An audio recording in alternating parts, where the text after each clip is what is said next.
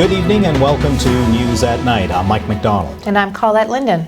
Ontario has appointed retired General Rick Hillier to lead the province's vaccine rollout. Hillier previously served as the Chief of Defence Staff for the Canadian Forces for 3 years. Premier Doug Ford says deployment of the COVID-19 vaccine will require an expert in logistics, which makes Hillier's appointment important. He says planning is already underway with vaccine manufacturers for the rollout expected early next year. Health Minister Christine Elliott says the province will receive 1.6 million doses of Pfizer's new vaccine and 800,000 doses of Moderna's. Elliott says while the vaccines are on the way, she continues to urge people to follow public health rules to limit the spread of the virus.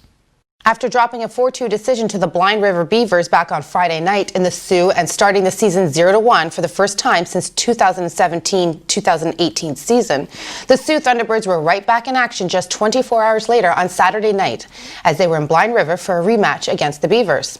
The Thunderbirds dropped their second straight game and went 0-2 to start the season for the first time in franchise history as they fell by a score of 6-3 to the Blind River Beavers at the Blind River Community Centre on Saturday night.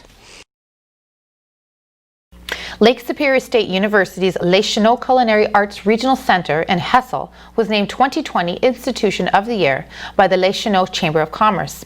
The culinary school and summer fine dining restaurant received the honor on November the 11th at a chamber meeting. Under supervision of 2 instructors and an administrator, students help run the front and back of the house when the restaurant is open to the public during the summer. Through this culminating activity, they gain hands-on experience in all parts of the restaurant business: cooking, composting, hospitality, managing, and more. RCMP Commissioner Brenda Lucki has responded to a long-delayed watchdog report on alleged surveillance of anti-oil protesters after a civil liberties group went to court to force her hand. The submission of Lucki's comments on the interim report by the Civilian Review and Complaints Commission for the RCMP means the watchdog can now prepare a final report for public release. The BC Civil Liberties Association has accused the Mounties of sitting on the 2017 interim report for more than 3 years, prompting the group to recently ask the federal court to order Lucki to complete her input.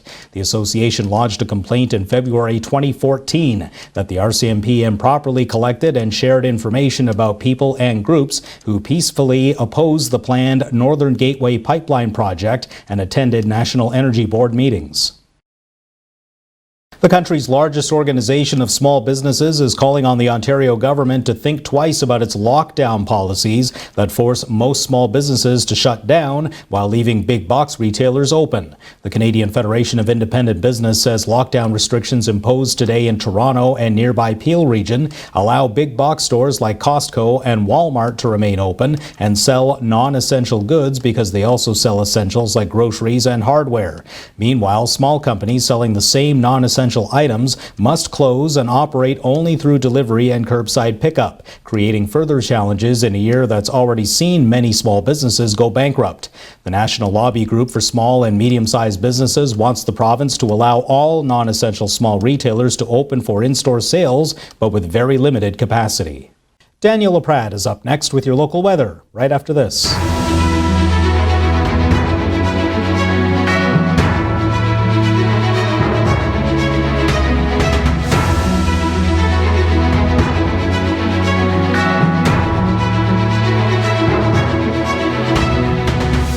Aiden, get dressed. Buddy, no. Almost there. Lift your leg. Yeah. Aiden, get dressed. For someone with MS, living in a body that doesn't listen to you some days Get dressed. can be an act of greatness.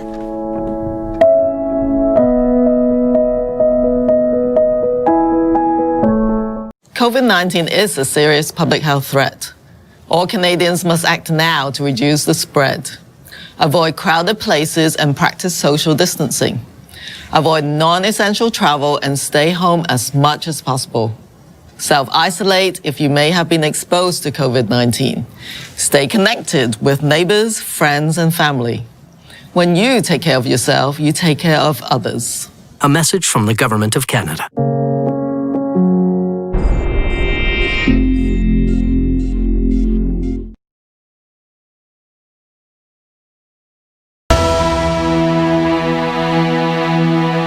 Good evening and welcome. welcome back on your snowy Monday. We did have a little bit of snowfall accumulation overnight on Sunday, about 2 to 4 centimeters, nothing too major, and most of it will probably be gone by later on this week, but not tonight because it's going to be very chilly. We have a cold front that's moving its way in, so let's take a look at the radar right now. And yes, this is the cold front that's right over top of us, right over here. And it's going to drop the temperatures. We don't have much to report in the way of precipitation for tonight. However, we are going to see the temperatures drop quite drastically for the night, and then it will level off as we get into the midweek. So let's look at the camera, which is brought to you by wirelesscom.ca. And as it has been most of the day, we were looking at some clouds and the sun peeked out a few times, and well, that's just the way it goes. We are going to see that the flurries, maybe a chance of a flurry rather, as we get into the overnight. However, there's only 40% chance at this point. So let's get into your details. Your expected highs for today are -5 in Thunder Bay, as well as in Timmins, -6 in Wawa, 1 here in Sault Ste. Marie, 2s in Elliott Lake and Sudbury. And what we're looking at overnight is very chilly and well below normal for this time of year as this cold front moves in. -13 in Thunder Bay, -14 in Wawa, -17 in Timmins. Bundle up there. We are the warm spot, -11, and then -13s as well in Sudbury and Elliott Lake. So we will see, as I mentioned overnight, we will see the winds be northwest 20 kilometers. They're going to gust to 40. However, they will lighten up as the evening progresses and into the overnight. We do have a wind chill, though, of -16 overnight. So if you are out, do make sure that you dress appropriately for that, because that is quite the chilly wind chill for November. There is that chance of a flurry overnight, 40% chance at this point. Now what we're looking at Tuesday is not too bad. Mainly sunny, increasing cloudiness late in the afternoon. There'll be a 15 kilometer an hour wind, so not too bad for your Tuesday. You do have a high of -2. Now you do have that low of -3 overnight, so the temperature isn't really shifting much on Tuesday. However, in the morning, wind chill will be -16 and -6 still in the afternoon. So even with that light wind, it is still very cool out. So we are going to see periods of snow move in on Tuesday night, and that's going to continue into Wednesday, and then it will turn into sleet with a high of 5 degrees on Wednesday. We're only looking at a couple centimeters, so not much in the way of accumulation, and we're looking at a low of 2 on Wednesday night. Now Thursday, here's where things warm up once again a little bit, 7 degrees. We're going to look at overcast for Thursday with a low of 3, so not much to report on Thursday. That continues into Friday, high of 5 degrees for a couple of days, and then you will see the sun out on Saturday and Sunday, up to 7 once again on Sunday. But then on Monday, the snow is back. We're looking at 5 centimeters at this point. 0 is your high, and your overnight lows are going to trend upwards slightly from Tuesday night up to 3 on Thursday night, but they're going to hover around freezing until they hit -4 on Monday night. So as we're getting close to December, we're still doing pretty well compared to the last 2 years. We had quite a bit of snow on the ground at this time. So here's a photo from one of our regular viewers, Ineki, who sent this in from Almere in the Netherlands. And yes, they're not worrying about snow where she is right now. This is a beautiful shot of a sunset. So if you want to send in your weather photos or videos, please send them to ontvweather@gmail.com. That's 2 N's in ONN, and make sure you include your name and location, and they will go up on our show in the morning, on the newscast here, and on SiouxOnline.com, which will also post them to our social media. So your photo is going to get all kinds of exposure. So if you're looking to get your photography out there, make sure you do send them in. So I hope everybody has a great evening. Mike and Colette will be back with more news right after this.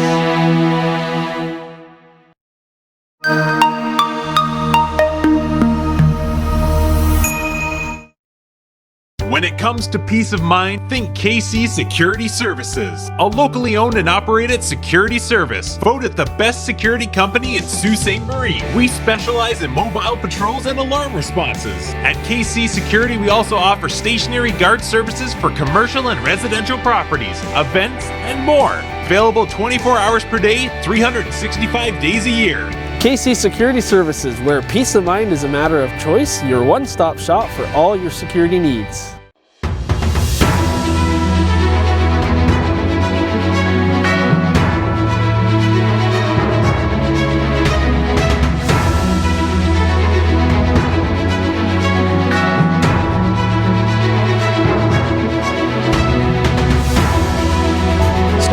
Canada says online sales are set to hit a record this year amid limits on in-person shopping during the COVID-19 pandemic. The new data is in line with StatsCan's estimates from the spring, when retail e-commerce sales more than doubled from February to May.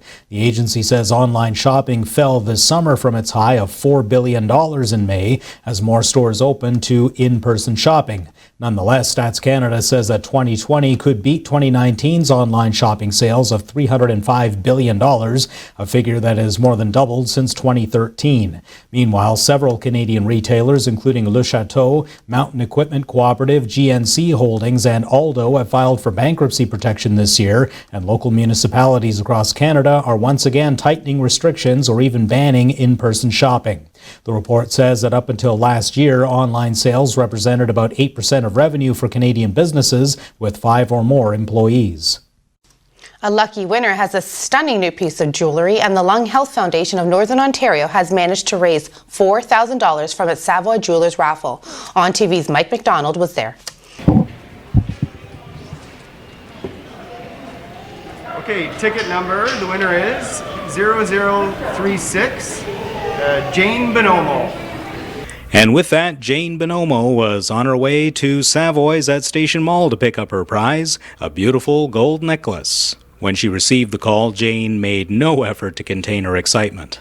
I'm very excited about winning a beautiful prize from one of our long stores in the mall here, and they've been around for a long time. And I want to thank Savoy's also for donating the beautiful gifts, not just the one that I won, but also all the gifts that went along with each ticket. That was amazing. They are such great supporters in Sault Ste. Marie. Oh my God.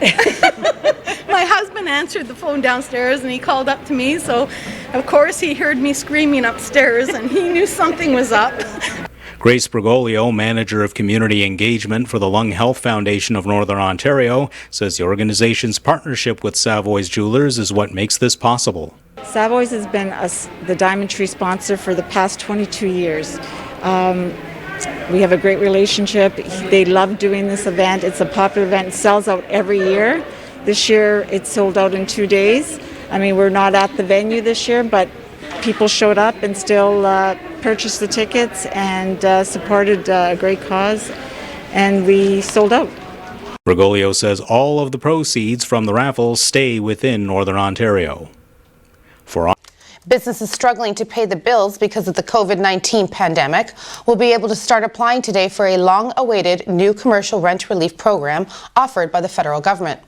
The new Canada Emergency Rent Subsidy replaces an earlier rent support program for businesses introduced in the spring that saw little pickup because it relied on landlords to apply for help. Finance Minister Chrystia Freeland says the Liberals will deliver a long-awaited update on the health of federal finances on November 30th. The Liberals had promised an update this fall on the federal deficit as part of a document that could also include the first steps toward a national child care program. The government has not tabled a budget for this fiscal year, but in July delivered what it called a fiscal snapshot that estimated the deficit was heading for a record of $343.2 billion. But that figure does not include added spending since July, nor many of the promises the government has made since. The Liberals have also said the update will provide the government's outlook for the economy and spending guidelines to avoid deficits from spiraling out of control.